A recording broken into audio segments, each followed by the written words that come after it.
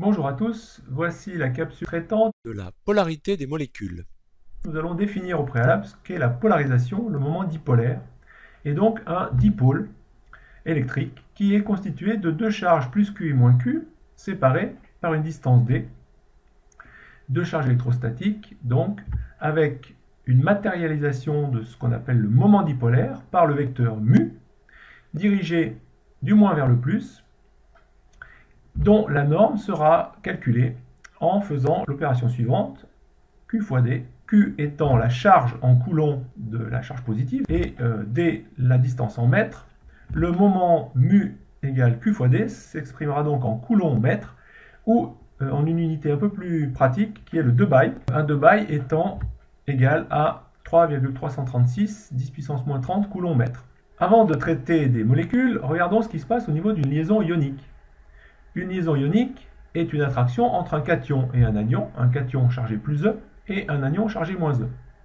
Il existe un moment dipolaire, donc mu, orienté de moins E vers plus E, et on dira qu'une liaison est 100% ionique lorsqu'il y a interaction entre un cation et un anion, et elle présentera cette liaison un moment dipolaire, mu, qui est égal à E fois D, E étant la charge élémentaire, E égale 1,6 10 puissance moins 19 coulombs.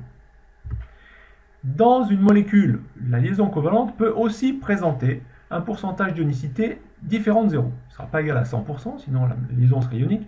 Mais dans une molécule qui présenterait par exemple une différence entre deux atomes, eh bien on aura une différence aussi au niveau des électronégativités de ces deux atomes. Et donc le partage des électrons entre les deux atomes ici se fera de façon non équitable. On dira que cette liaison-ci est polarisée. Nous allons détailler comment à travers un exemple. Prenons l'exemple de la molécule CF2O.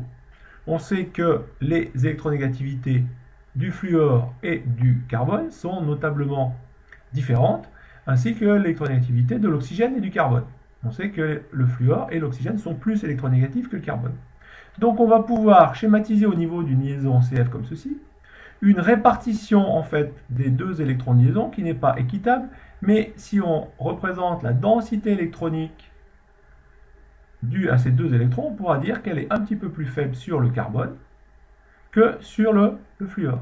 Ainsi de suite, pour l'autre liaison fluor-carbone, moins de densité électronique sur le carbone, plus de densité électronique sur le fluor.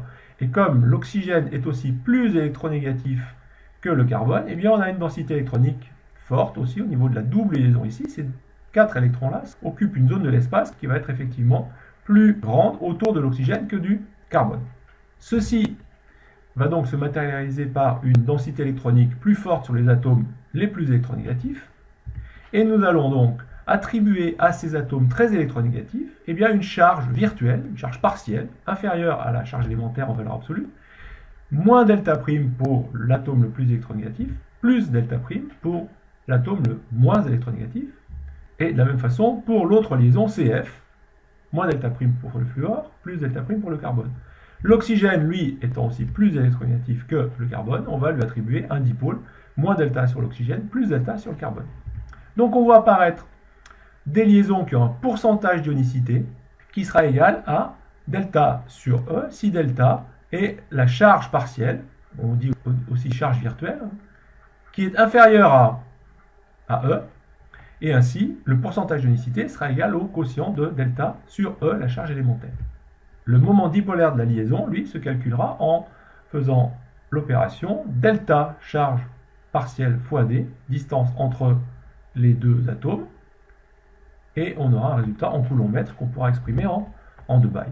Donc en résumé, le vecteur mu, moment dipolaire de la liaison, sera orienté de moins delta, charge partielle de l'atome qui a la plus forte électronégativité, vers plus delta, l'atome qui a la plus faible électronégativité entre les deux atomes liés.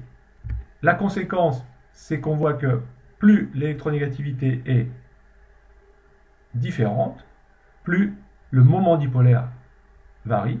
Ainsi, une grande différence d'électronégativité verra un grand moment dipolaire et un pourcentage d'unicité le plus grand. Et si la différence d'électronégativité entre les deux éléments X et H diminue, eh bien on voit que le moment dipolaire en debye diminue aussi, ce qui correspond à un pourcentage d'unicité de plus en plus faible. Illustration de la polarité d'une molécule. Une molécule sera globalement polaire lorsque la somme vectorielle de tous les moments dipolaires des liaisons sera non nulle. Si la somme vectorielle des moments dipolaires est nulle, eh bien on a une molécule qu'on appelle apolaire. Illustration avec la molécule d'eau qui, selon les différentes électronégativités de O et de H, voit des charges moins delta sur l'oxygène, plus delta sur l'hydrogène. Donc deux dipôles dont la somme vectorielle donnera un dipôle résultant non nul. On pourra faire aussi le calcul de ce moment dipolaire en calculant les moments dipolaires de chaque liaison grâce à ces valeurs.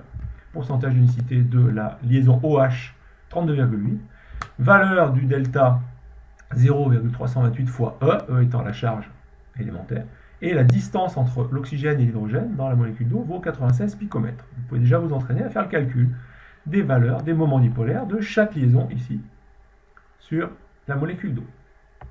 Pour terminer, illustration des propriétés macroscopiques que la molécule d'eau peut avoir suite au fait qu'elle est polaire. Vous voyez ici un filet d'eau qui va être dévié par une règle qui a été chargée électrostatiquement par frottement. Vous voyez que le filet d'eau contenant des molécules polaires interagit, est attiré par cette règle qui va même jusqu'à se mouiller si on approche trop près. Je vous remercie, à bientôt.